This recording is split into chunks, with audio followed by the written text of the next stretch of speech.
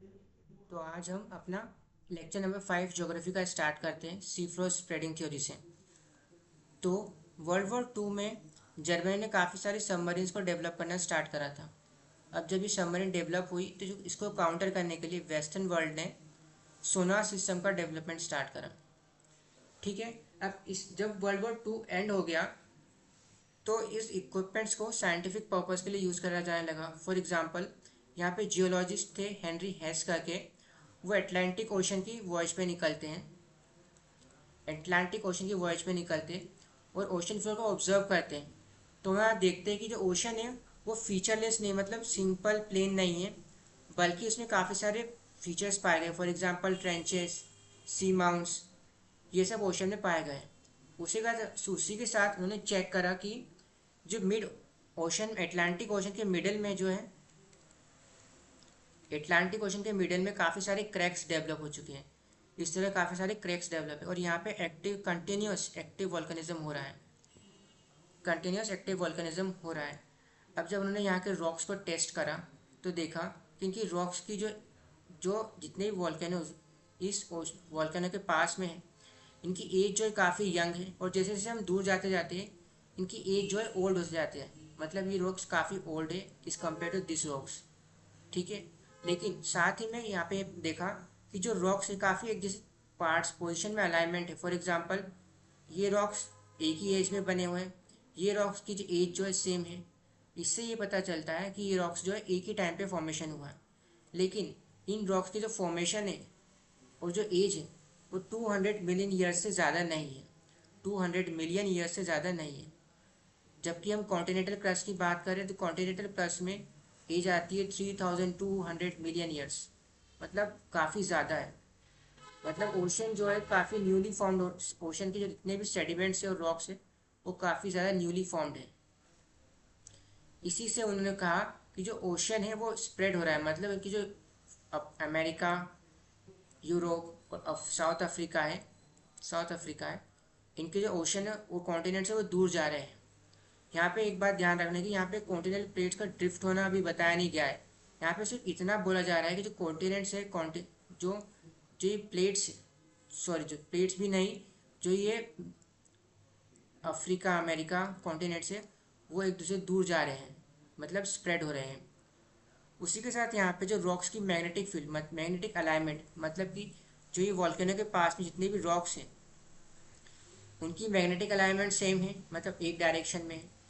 यहाँ पे जो दूर है कि मैग्नेटिक अलाइनमेंट जो है एक सिमिलर डायरेक्शन में है।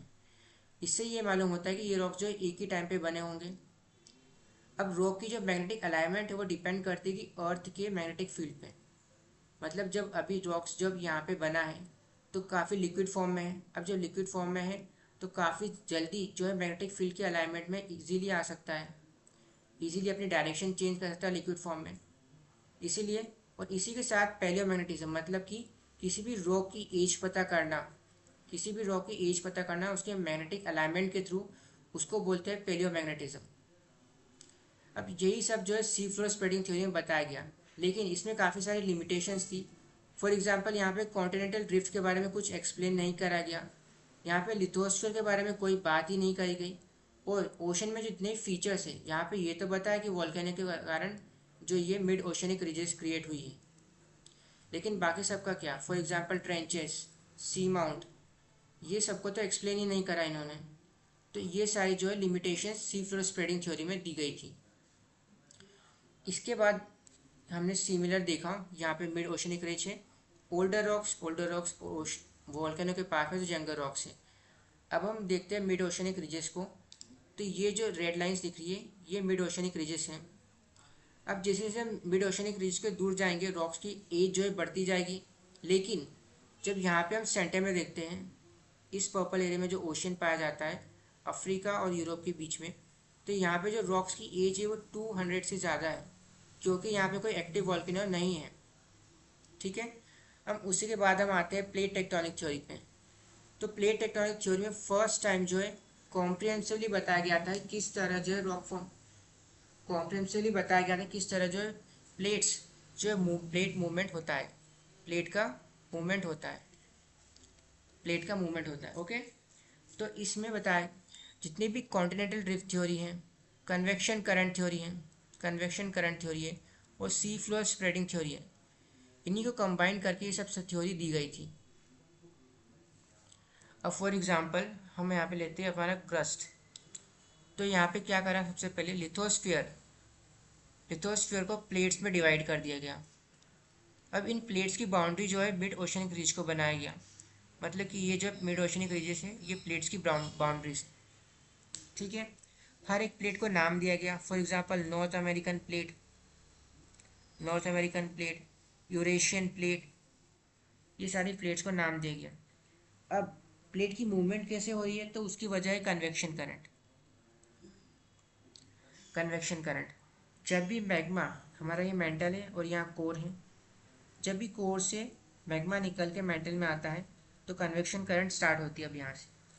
अब कुछ मैग्मा जो है अर्थ की क्रस्ट को ब्रेक कर देता है और कुछ मैग्मा जो है अर्थ की क्रस्ट को मूवमेंट मतलब स्ट्रेच करने का काम करता है। तो इतना पार्ट स्ट्रेच हो रहा है मैग्मा से और इतना पार्ट यहाँ पे क्रैक हो रहा है, मतलब यहाँ पे न्यू रॉक फॉर्मेशन हो रहा है मैग्मा की वजह से। एक और चीज़ नोटिस करने की है कि जब ओशन क्रस्ट में कंटिन्यूस वॉल्केनिक एरप्शन होता है तो ये क्रैक्स जो है, हाँ, यहाँ पे हमेशा न्यू रॉक फॉर्मेशन होता है। अब जब मैग्मा बाहर निकल के आता है वॉल्केनो से तो इसमें काफ़ी सारे आयरन पार्टिकल्स, मैग्नीशियम, ये सब पाए जाते हैं। इसी की वजह से जो है ओशनिक क्रस्ट जो है काफ़ी ज़्यादा हैवी है, हैवी मेटल से मिलकर बनी है एज़ कम्पेयर टू कॉन्टिनेंट्स। अब कन्वेक्शन करंट की वजह से ही यहाँ पे जो हमारा ये मूवमेंट चलता है प्लेट्स का, इसी के साथ हम देखें तो हमें पता है कि हमारी क्रस्ट जो काफ़ी ब्रिटल है, मतलब क्या कि इजीली टुकड़ों में बिखर जाती है। तो जब मैग्मा यहाँ पे पहुँचता है तो ये इसमें फॉल्ट जनरेट होना शुरू हो जाते हैं। यहाँ पे धीरे धीरे फॉल्ट जनरेट हो गए। अब जैसे ही फॉल्ट जनरेट होते हैं तो गैप बच जाती है और इसी गैप को फिल करने के लिए ओशन वाटर आ जाते हैं। तो यहाँ पे ओशन वाटर भर जाएगा। अब ये जो कॉन्टिनेंट्स हैं ये एक दूसरे से दूर जाने लगेंगे, मतलब कॉन्टिनेंटल स्प्रेड हो रहा है, ठीक है। इसी को बोलते हैं प्लेट टेक्टोनिक थ्योरी। तो आई होप आपको ये वीडियो अच्छी लगेगी। और टेक्टोनिक एक वर्ड है, आई होप आपको ये वीडियो अच्छी लगी होगी। और अगर अच्छी लगे तो प्लीज़ सब्सक्राइब करें और लाइक करें। और आपके लिए लास्ट में क्विज क्वेश्चन है। टेक्टोनिक एक वर्ड है जो एक साइंटिस्ट ने दिया था, ये वर्ड किसने दिया था आपको कमेंट सेक्शन में बताना है। तो नेक्स्ट टाइम मिलते हैं अब नेक्स्ट लेक्चर में।